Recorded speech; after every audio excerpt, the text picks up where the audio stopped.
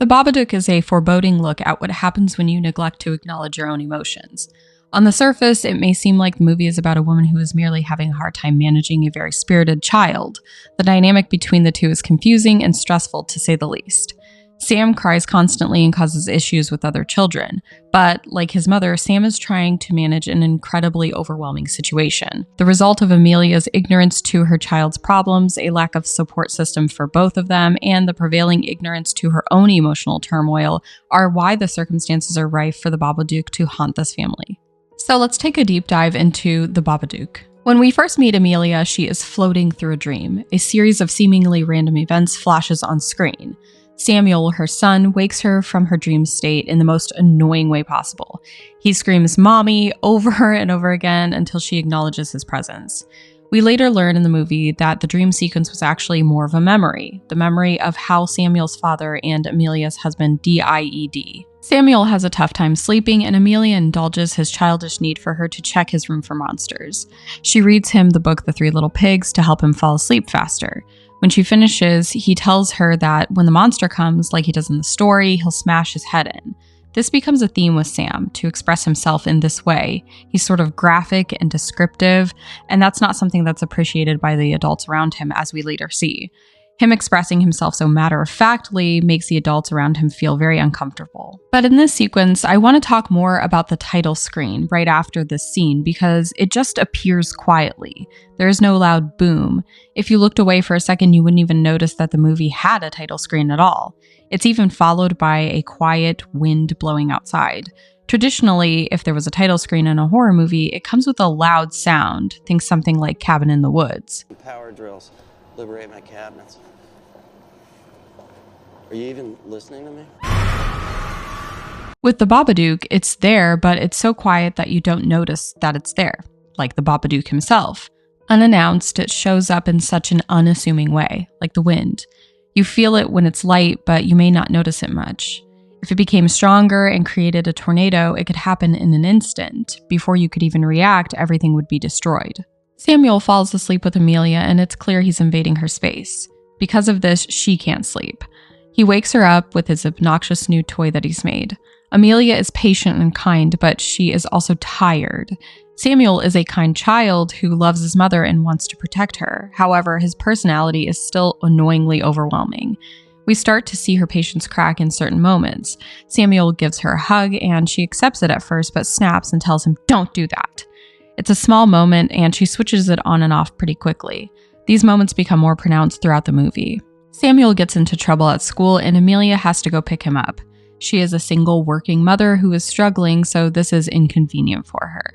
Nevertheless, she stands up for her son when the administrators suggest a full-time carer, saying that he already feels different enough. She says that he needs a school who can care for him. The administrators are frustrated, and to make matters worse, they keep calling Sam the boy, which Amelia points out is so dehumanizing. She tells them she's taking him out of the school entirely. The movie is starting to paint a picture for us. The picture it's painting is that it's Amelia against the world. She is backed into a corner with her child by the people around her, even her own sister, creating a version of the parent-child relationship that is mother versus child instead of supporting a healthy relationship that is cohesive. The tension of having a child that needs special attention will start to wear on Amelia. She will start to view Samuel as a problem that needs to be dealt with instead of a person that needs understanding. Pair this with the fact that she still has emotional baggage herself, and it's a total disaster waiting to happen. As audience members, it's natural to see how annoying Samuel is and view him as an obstacle for Amelia. But what if he isn't the problem? Society often requires people, especially children, to fit into a box. And while I understand that that makes life easier for everyone, this is not how most human beings work. There is so much nuance to consider when trying to understand people as individuals and their motivations. While I don't think it's appropriate to allow a child, or an adult for that matter, to constantly push boundaries or hurt other people, understanding how their mind works and what they may need or how they see the world can only be a net positive societally. Patience and understanding with boundaries, you know? It's important to note that while Samuel is destructive, he is not being violent towards other children. Not yet, anyway. But as we see later, a bit of understanding would have done Samuel and Amelia a world of good. It may have even kept the Babadook from coming around. We meet the neighbor, an older lady that lives next door. She is caring and kind. She asks Amelia if she's okay and points out that she looks tired. She's the only one in the movie that truly cares for the little family of two. Amelia's sister, Claire, is awful to her and her son. It is clear that she gets easily impatient with both Amelia and Samuel. She talks a lot about herself, which is fine, but if I saw my sister and she looked the way Amelia does, I would make her the point of conversation easily. We also learn that Samuel's father died in a car accident while Amelia was in labor with Samuel. Samuel often says what's on his mind without a filter, like most children. This, again, makes everyone feel super uncomfortable around him. I feel like the reaction people give Samuel is why the audience perceives him as annoying. Undoubtedly, the yelling in the car is very obnoxious without any kind of context, but these smaller moments like him saying that his father is DEAD, seem so much more upsetting when you add the reaction of those around him. I hope that makes sense. Anyway, we finally have an introduction to the Babadook. A book appears on the bookshelf in Samuel's room, and he asks to read it. His mother obliges. She gets about halfway through and realizes it's going to traumatize him, so she stops. Samuel is already scared of monsters, so it doesn't go over very well. The damage is done. The book talks about how the Babadook creeps in and makes you wish that you were DEAD. It's ominous, and the book came from out of nowhere, so Amelia is equally upset by it. Samuel routinely wakes up in the night, and Amelia is unable to get any sort of privacy or sleep because of this. Now it's even worse. He also constantly tells Amelia that he doesn't want her to get hurt and that he needs to protect her, and now he's protecting her from the Babadook specifically. Amelia goes to her lackluster job, and her coworker offers to take her hours for the day and let her keep her pay because Samuel is sick. Only he isn't sick, he just doesn't have a school to go to now, and Amelia has no childcare for him. Claire agrees to take him for the day. Amelia decides to go treat herself to some self-care instead of going straight home.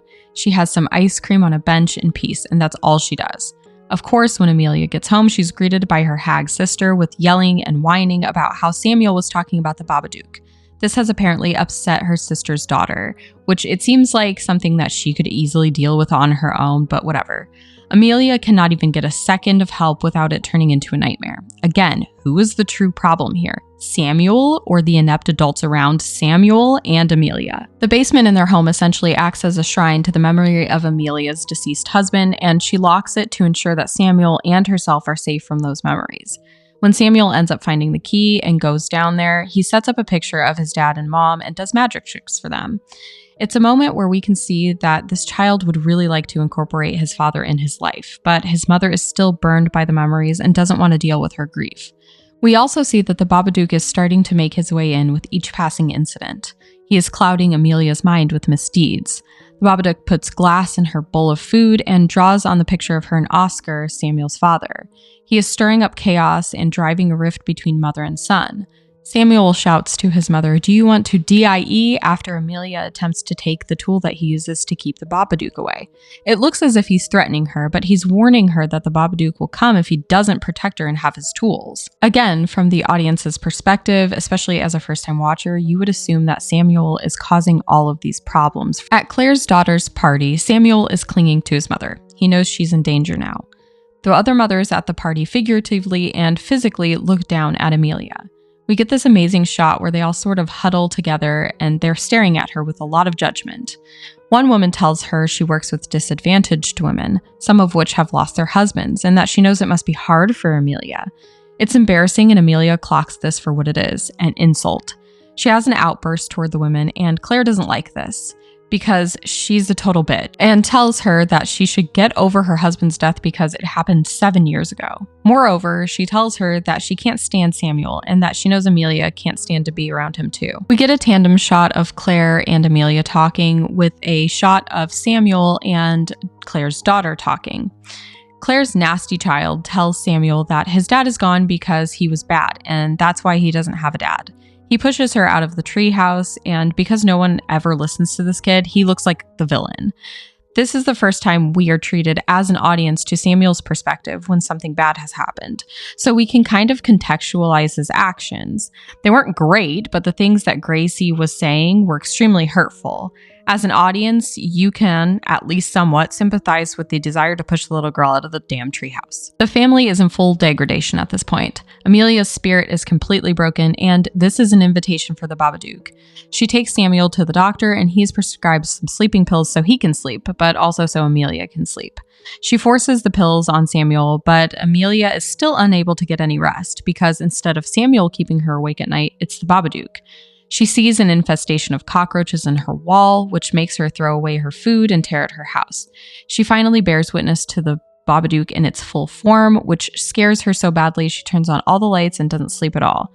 She begins hallucinating. Her TV is showing her terrifying things. She has essentially lost her job because she is too tired to go to work. She went to the police about a stalker, and they didn't take her seriously, making her feel worse. Samuel hasn't been fed, and she's shoving pills down his throat, making him sick. When Samuel tries to call the neighbor to ask her if he can come over, Amelia cuts the phone cords and chastises him. She is totally out of control and indirectly threatens Samuel with a knife. Samuel tries to reason with her and tells her that she doesn't need to let it in. The Babadook is coming, and everyone in the house is in danger, including herself and the dog. She keeps love-bombing Samuel with ice cream and shopping to make up for the fact that she's out of control. Her mood shifts with incredible force, like a pendulum. She imagines Samuel DAD several times. Once she imagines him on the couch as she's holding a knife, and once through a newscast where it's said that a boy of Samuel's age was killed by his mother. In the window, it's her face, smiling. It's a frightening moment. She's becoming something she can't control. She imagines her husband is alive again, and he tells her that he needs her to bring him the boy in order for them to be together. She knows it's a trap, but it's already too late. The Babadook claws and scratches his way into her mind and body. Now that he is fully intimated with her, she is on a rampage. She chases Samuel around the house, takes out the dog, if you know what I mean, and goes demonically wild. Samuel subdues Amelia, but not before a formal confrontation. Remember how Samuel is constantly talking about smashing monsters' heads? Well, we see Amelia tell Sam that she would like to smash his head against a wall. It makes you wonder if she has been allowing the Babadook to take control on and off for a long time. That's why Samuel sometimes acts out. The neighbor comes over to see how the two are doing, and in a genuinely heartfelt moment, tells Amelia that she loves her and Sam, and that she knows that she has a hard time this time of year, which is the anniversary of her husband's death and Sam's birthday. Although this doesn't stop the Babadook, he seems somewhat subdued by this interaction. Amelia attempts to lure Sam back to her. She has bad intentions, though, and intends to choke the life out of him. She ends up in the basement tied up by Sam, and he is trying to exorcise the Babadook from her body. He tells her that he loves her and that he needs her to let the Babadook out.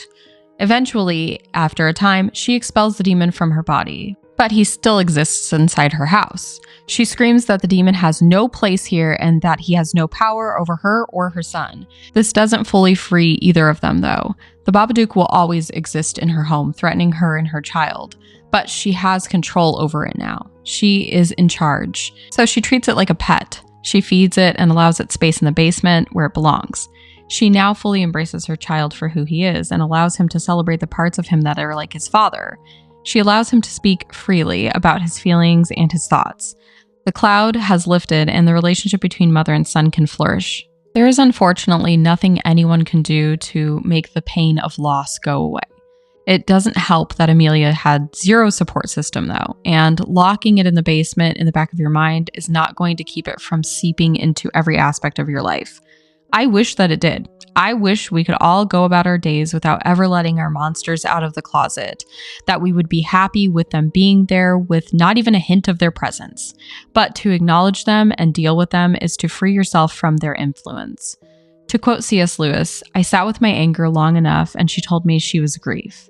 I can't think of a movie that embodies the essence of this quote more than The Babadook. To give your grief and anger a physical form to better understand it is bellissima. Go watch the movie for yourself if you haven't seen it. If you have, let me know what you think the movie is about, because everything is interpretive. Everything is just from your own personal perspective. So I want to hear what other people thought the movie was about, how it resonated with them. And if you liked this video, like the video. If you like this kind of content, subscribe, and I will see you in the next video. Bye for now. Why do you have to keep talking? Don't you ever stop?